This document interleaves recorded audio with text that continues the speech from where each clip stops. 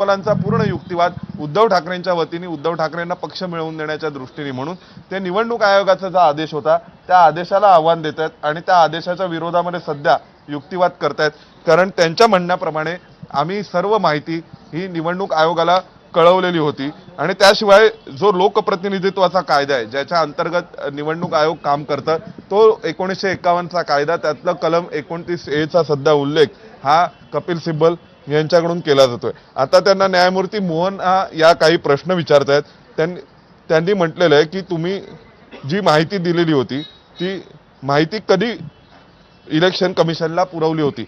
तर आता पुन्हा कपिल सिब्बल यांचं म्हणणं आहे की आम्ही जी आवश्यक माहिती आहे कायद्यानुसार जी निवडणूक आयोगाला द्यायची असते सर्व राजकीय पक्षांनी ती सर्व माहिती आम्ही दिलेली होती, पण तरी सुद्धा निवडणूक आयोगाने सरसकटपणे या संपूर्ण कम्युनिकेशनकडे ही माहिती आम्ही पुरवली त्याकडे दुर्लक्ष केलेलं आहे असा दावा हा सध्या सिब्बल करतात।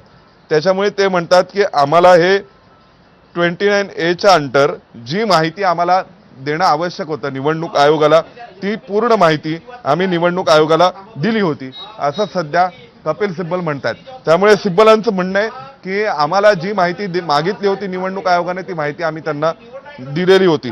आता त्यांना न्यायमूर्ती काही प्रश्न विचारतायत। न्यायमूर्तींनी त्यांना प्रश्न विचारलेला आहे की कोणकोणत्या स्वरूपाच्या माहितीची मागणी ही निवडणूक आयोगाने केलेली होती। आता हे म्हणतात सिब्बल की आम्हाला निवडणूक आयोगाने परस्पर कळवलं की तुमचं कॉन्स्टिट्यूशन तुमचं संविधान हे नीट कायद्याला धरून हवं तसं नाहीये आणि त्यामुळे तुम्ही या संविधानामध्ये आवश्यक ते बदल करा आणि हे बदल करून ते संविधान आमच्याकडे सादर करा। परंतु आता सिब्बल म्हणतायत की तुम्ही म्हणतायत की ज्या पद्धतीने आम्हाला जी माहिती देणं आवश्यक आहे जी माहिती सर्व राजकीय पक्षांकडून दिली जाते ती माहिती आम्ही निवडणूक आयोगाला दिलेली होती आणि त्या निवडणूक आयोगाने त्या माहितीकडे दुर्लक्ष केलं अशा स्वरूपाचा कपिल सिब्बलांचा युक्तिवाद आहे। म्हणजे स्वाभाविक सिब्बल पुन्हा 2018च्या सध्या मीटिंग संदर्भात ज्या बैठकीमध्ये उद्धव ठाकरेंना पक्षप्रमुख म्हणून नेमण्यात आलं त्या बैठकी संदर्भामध्ये सध्या चर्चा करतायत आणि युक्तिवाद करतायत। त्याच्यावरती पुन्हा सिब्बलांकडून एकच गोष्ट सांगितली जाते ती म्हणजे 2018ची जी बैठक होती ती कायद्याला धरून केलेली होती।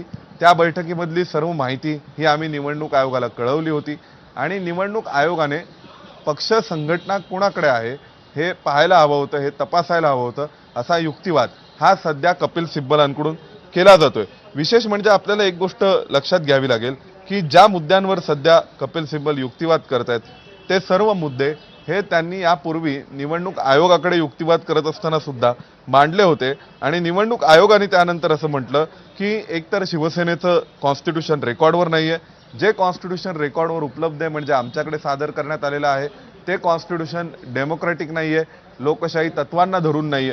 त्यामुळे शिवसेना पक्ष संघटना कोणाकडे आहे याविषयीचा काही चर्चा करण्याचा किंवा याविषयी काही निर्णय करण्याचा प्रश्नच उद्भवत नाही। कारण पक्ष संघटना ही पक्ष संविधानानुसार तपासायची असते आणि पक्षाचं संविधान हे फॉल्टी होतं किंवा त्यामध्ये डिफेक्ट होते जे पूर्ण करण्यासाठी म्हणून आम्ही परत पाठवलं होतं।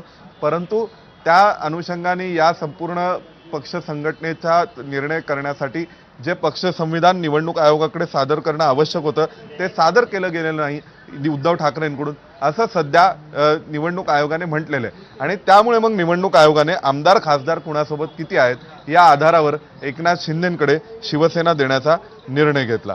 परंतु आता पुन्हा परत कपिल सिब्बल हेच सांगतायत की 2018 साली जे संविधान होतं पक्ष संघटनाचं ते संविधान दोन्ही गटांना मान्य होतं, दोन्ही गटांनी या संविधानाच्या अनुलक्षून या संविधानाच्या अंतर्गतच काम केलेलं होतं आणि त्यामुळे ते म्हणतात की 2018च्या सर्व कार्यवाहीबद्दल पिटिशनर म्हणजे जे सध्या एकनाथ शिंदे आहेत त्यांनी कोणत्याही स्वरूपाचा आक्षेप घेतलेला नाही हे देखील परत कपिल सिब्बल सांगतात।